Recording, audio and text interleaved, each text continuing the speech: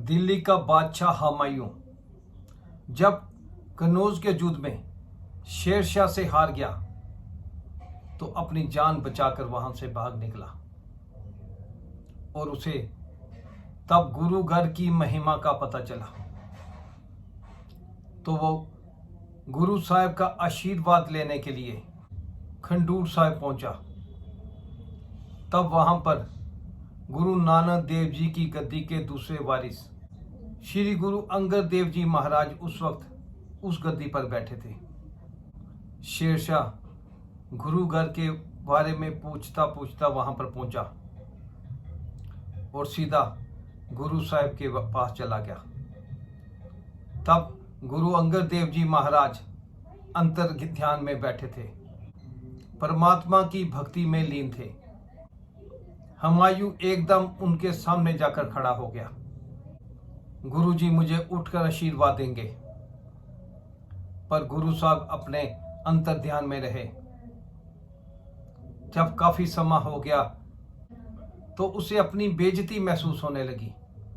उसे सोचा मैं हिंदुस्तान का इतना बड़ा बादशाह और ये मेरा अनादर कर रहे हैं।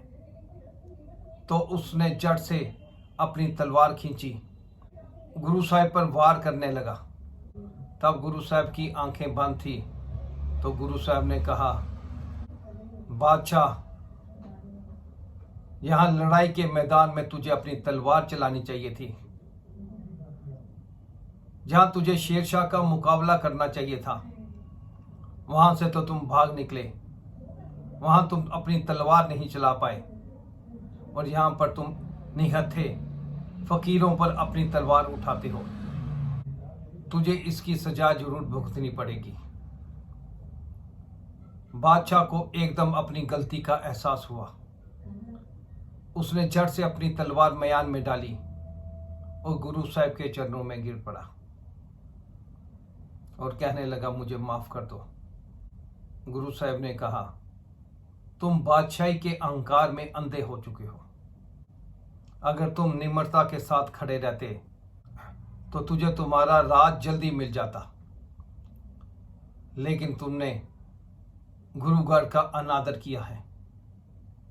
तुमने गुरु नानक की गद्दी का अनादर किया है। तुझे इसकी सजा जरूर मिलेगी। तो शेरशाह गुरु साहब के पांव पकड़कर रोने लगा और कहा कि मुझे माफ कर दो, और कहने लगा, मैं पूरा जीवन निम्रता के साथ राज करूंगा। मुझे आशीर्वाद दीजिए, मुझे मेरा राज जल्दी मिल सके। तब गुरु साहब ने उसे कहा, जाओ, तुझे 12 वर्ष इंतजार करना होगा। 12 वर्ष के बाद तुम फिर से हिंदुस्तान के बादशाह बनोगे। बादशाह हुमायूं उठा और गुरु साहब को प्रणाम किया, क्षमा मांगी और वहां से चला गया। और लगभग 12 साल के बाद गुरु साहब के वचन सही हुए और हुमायूं फिर से हिंदुस्तान का बादशाह बना। ये गुरु नानक देव जी की उस गद्दी के वचन थे, ये गुरु साहब के वचन थे। धन गुरु नानक, धन गुरु नानक, धन गुरु नानक।